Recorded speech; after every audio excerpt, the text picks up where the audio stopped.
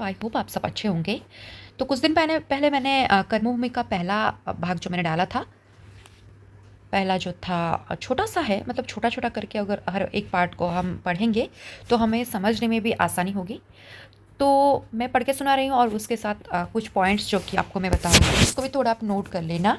अगर नोट नहीं कर सकते तो बस सुन के उसके बाद आप थोड़ा सेल्फ स्टडी भी कर लेना, ताकि आपको पूरे मतलब जो भी आप पढ़ रहे हो मेन मेन चीज़ें आपको याद रहे।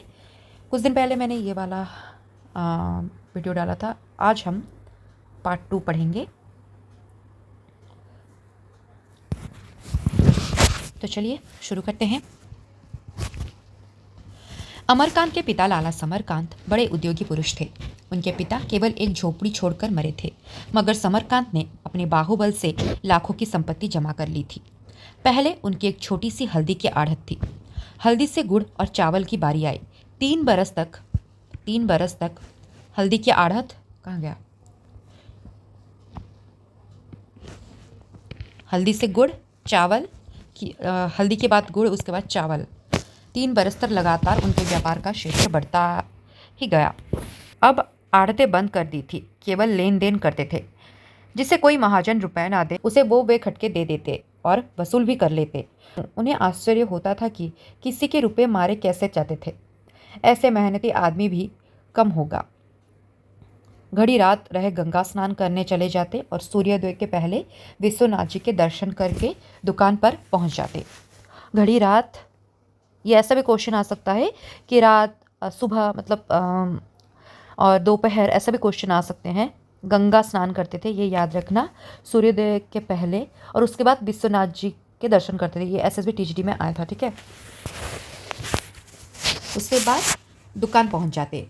वहाँ मुनीम को ज़रूर काम समझा कर, ये मुनीम, ये छोटी छोटी चीज़ें ना हम नहीं मतलब याद रखते हैं, लेकिन इसको भी पढ़ना ज़रूरी है।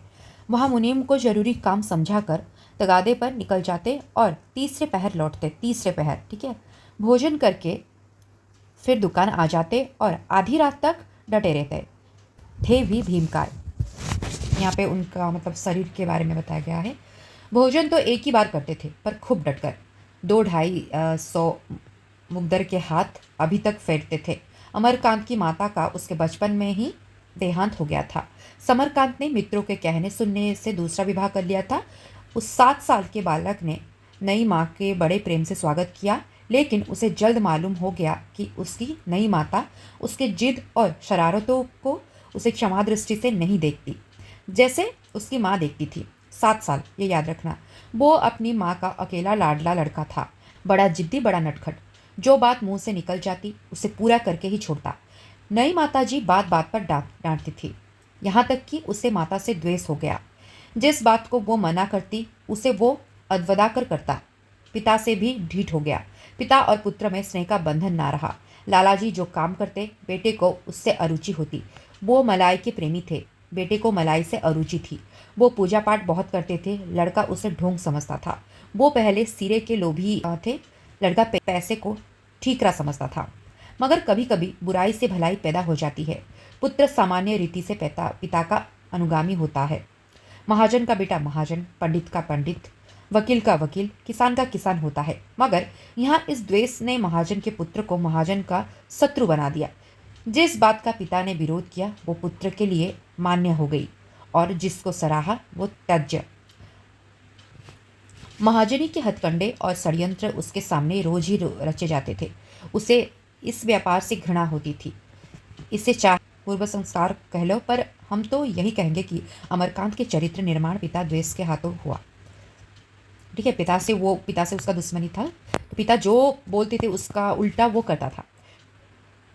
खैरियत ये हुई कि उसके कोई सौतेले भाई ना हुआ, नहीं शायद वो घर से निकल गया होता। समरकांत अपने संपत्ति को पुत्र से ज़्यादा मूल्यवान समझते थे। पुत्र के लिए तो संपत्ति की कोई ज़रूरत ना थी, पर संपत्ति के लिए पुत्र की ज़रूरत थी। बीमाता की तो इच्छा यही थी कि उसे वनवास देकर अपनी चहती नैना के लिए, नैना याद रखना, नैना के लिए रास्ता साफ कर दे। पर समरकांत इस विषय में निष्फल रहे। मजा ये था कि नैना स्वयं भाई से प्रेम करती थी, और अमरकांत के हृदय में अगर घरवालों के लिए कोई कोमल स्थान था तो वो नैना के लिए था।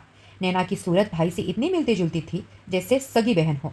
इस अनुरूपता ने उसे अमरकांत के और भी समीप कर दिया था। माता पिता के इस दुर्व्यवहार को वो इस स्नेह के नशे में भुला दिया करता था। घर में कोई बालक न था और नैना के लिए किसी साथी का होना अनिवार्य था।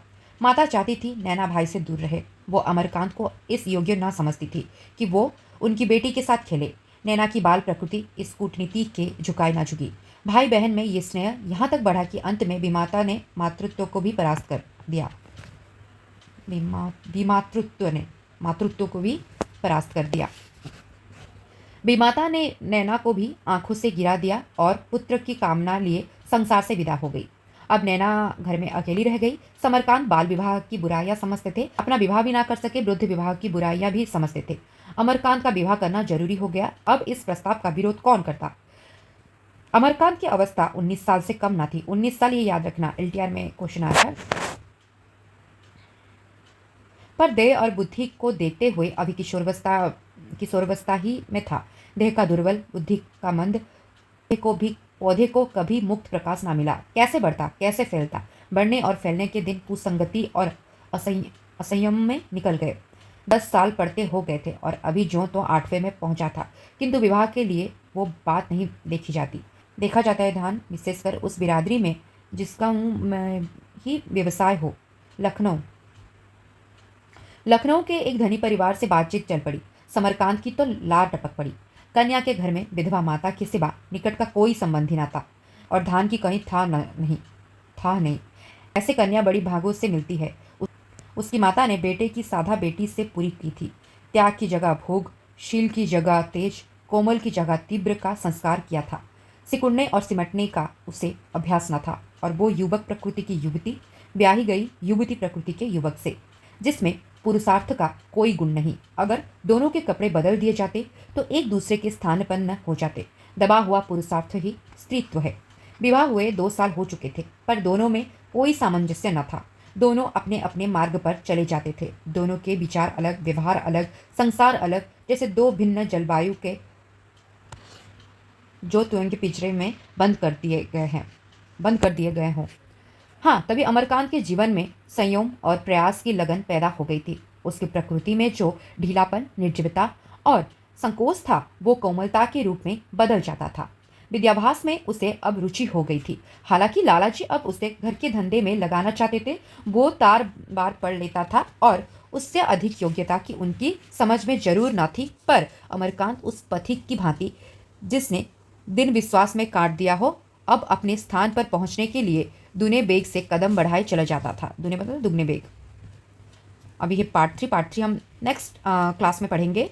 छोटा छोटा करके आपको समझना पड़ेगा, नहीं तो आप याद नहीं रख पाओगे। बहुत सारी चीज़ें यहाँ पे दिए गए हैं।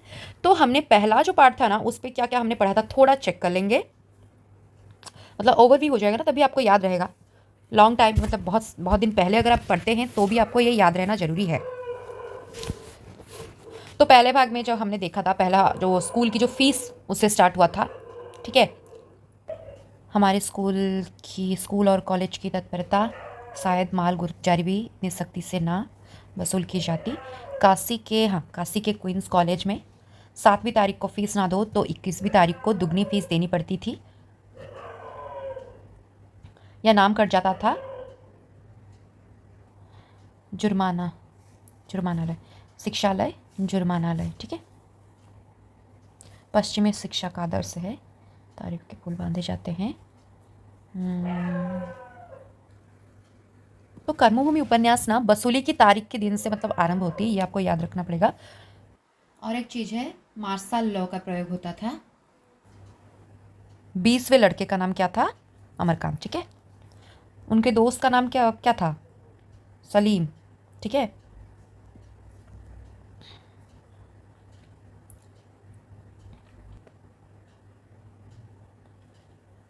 इसमें ज़्यादा कुछ नहीं था पहले भाग में, बस ये याद रखना 20वें लड़के अमरकांत, उसका जो दोस्त उसका नाम है सलीम, और उसने फ़ीस दिया, फ़ीस दुगना हो जाता था, ये भी याद रखना है। काशी के क्वींस कॉलेज, ये मोस्ट इम्पोर्टेंट है, ठीक है। ओके, तो हमने क्या पढ़ा सेकंड पार्ट में? अमरकांत के पिता जो कि बहुत ही बड़े उद्योगी पुरुष थे, उन्होंने पहले हल्दी के आढ़त उनके पास था, ठीक है। उससे उन्होंने मतलब वहाँ से उन्होंने शुरू किया था। हाँ, अमरकांत की जो बहन है उसका नाम है नैना, और उसका शादी कहाँ पे हुआ था? लखनऊ में। और जो अमरकांत की जो सास थी वो विधवा थी, ठीक है। और उसकी पत्नी का नाम यहाँ तक नहीं आया है, तो आपको पता है उसकी पत्नी का नाम क्या है। और अमरकांत की जो माँ थी वो गुजर गई थी 7 साल की उम्र में। उसके पिता जो समरकांत थे उन्होंने शादी किया था, दूसरी विवाह। अमरकांत पहले तो बहुत खुश था, लेकिन उसके बाद पता चला कि वो तो सौतेली माँ है, तो मतलब उस तरह से गलत व्यवहार उसके तरफ वो दिखाया करते थे। हाँ, बात बात पर गाली देते थे। लेकिन नैना बहुत प्यार करती थी अपने भाई से, और उन दोनों का प्यार बहुत ही अच्छा, मतलब इतना अच्छा था कि आपको ये उपन्यास लास्ट तक पढ़ोगे ना तो बहुत दुख होगा। नैना का जो सेल्फलेस जो एक प्यार जो है हम बोलते हैं, ऐसा ही था। मुझे बहुत अच्छा लगा उसका कैरेक्टर यहाँ पे। 19 साल, ये याद रखना। युवती प्रकृति युवक, युवक प्रकृति युवती, ठीक है। तो ये था हमारा सेकंड पार्ट। मिलते हैं नेक्स्ट वीडियो में, तब तक के लिए बाय।